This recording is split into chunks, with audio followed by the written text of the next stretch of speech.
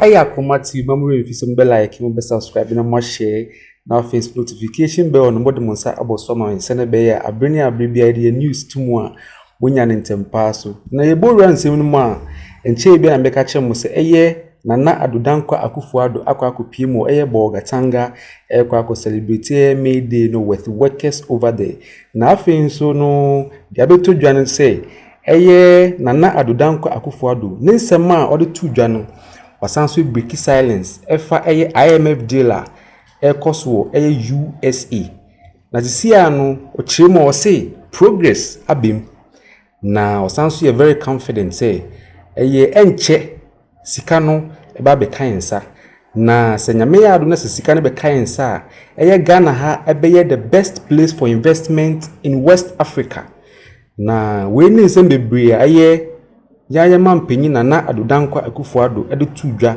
ewo eye bogatanga a okopie mu ho no na odofo yensem mo mbo ransem ni mu aye na Addo Akufo Addo oka ewo bogatanga ho ne ba ne abetuaso mo mbo ransem ni. This will be consistent with the Kwawu Declaration from the National Labour Conference of March 2022, which called for the Social Partnership Council to be strengthened as a platform for building consensus on development policies and programs. Secretary General, ladies and gentlemen, let me touch on a very important subject matter, which is the status of the IMF program negotiations. After achieving a staff-level agreement with the IMF in December 2022 in record time, 6 months after beginning the negotiations in July 2022, we've continued to work tirelessly to complete all prior actions required to present Ghana's program to the IMF Executive Board for approval. We've also made substantial progress on the debt exchange program, as well as on our engagements with bilateral creditors to secure financing assurance required for the IMF program. We are assured that the next round of meetings of the Paris Club will result in the formation of an official creditor committee, inclusive of China, and the provision of financing assurances. The IMF and the World Bank have been very supportive in this journey.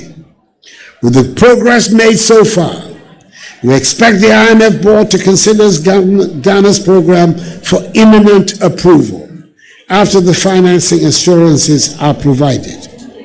I thank organized labor for the role they have played in this journey, especially their inputs into the preparation of the government's post-COVID-19 program for economic growth, which underpins the IMF-supported program.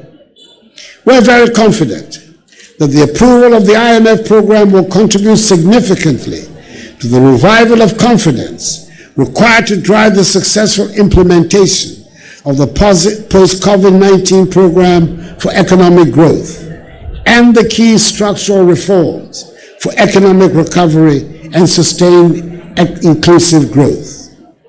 Already, the progress we have made in securing the IMF staff-level agreement, in the debt exchange program, and the implementation of key structural reforms are yielding results. Inflation is decelerating. Interest rates on government treasury notes are declining. The depreciation of the cedi is slowing down, and GDP growth for 2022 has performed beyond expectations. With the successful implementation of the post-COVID-19 program for economic growth, we expect growth to recover in the medium term to over 5%. The medium-term growth will be supported by key intervention to support improvement in the business environment and export competitiveness, promotion of entrepreneurship for private sector development, fast-tracking the implementation of key growth-orientated programs under the Ghana Cares or Bantapa program, transitioning to a digital economy to boost productivity, increasing tax collection, and the formalization of the economy, and the strengthening of policies to adapt to and mitigate climate change for inclusive growth. As I have said on several occasions, Ghana will emerge stronger from this difficult period. I assure you that by dint of hard work, prudence, and creativity, we will turn things round.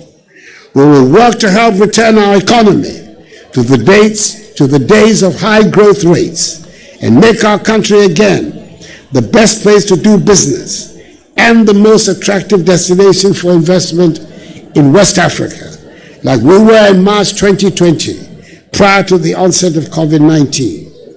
We're confident of a rapid economic recovery, and my government will not relent in this regard. It is a solemn pledge I'm making to you, my fellow Ghanaians, and one which I am determined to fulfill. Before I conclude, there is a matter of great importance which I must address, and it has to do with the stability of our nation. In times of difficulties, there would be those who would seek to exploit the situation in order to jeopardize the hard-won reputation of our country as a beacon of democracy and stability in Africa, and indeed in the world, in order to gratify their personal ambitions. Their ambitions show little or no respect for the capacity of the Ghanaian people to change their government peacefully through the ballot box, something they have done on 3 separate occasions in the 30-year life of the Fourth Republic. The great majority of us who are committed to democratic values and democratic institutions must continue to resist the claims of these adventurers and employ all legitimate means in a democracy to maintain our free, open system of governance, which is respectful of human rights, the rule of law, and the principles of democratic accountability. My government and I's respect for fundamental human rights, which are guaranteed by the Constitution of the Republic, includes respect for the right of association, which entitles every citizen to join any lawful association of his or her choice. That includes the right to join trades unions. And so long as I am president, we will continue to uphold that right. I mean the active cooperation of organized labor to ensure that that right is respected. And I'll do my part to ensure the completion of the review of the labor law. In response to the appeal by the Secretary General to intensify efforts of bringing peace to Boku, I want to assure him, and indeed the nation at large, that there is no higher priority for government on the agenda of national security than the resolution of the Boku conflict. Not only are we enhancing as we speak the security deployment in the area to promote more strongly the rule of law and hold accountable all who violate law and order in the area, we're also intensifying the efforts to find a solution to the customary tensions that underline the Boku conflict, so that hopefully a final resolution of that conflict can be attained, just as has been attained in Gabon. Nothing will give me greater pleasure in the concluding days of my presidency than to help bring lasting peace to Boku. May God grant me the wisdom to achieve that outcome. In conclusion, I celebrate you, our gallant workers, once again for your hard work, selflessness, sacrifice, patriotism, and commitment to the development of our beloved nation. Your contributions will be duly recognized and rewarded, and I urge you to remain steadfast and focused in your pursuit of excellence.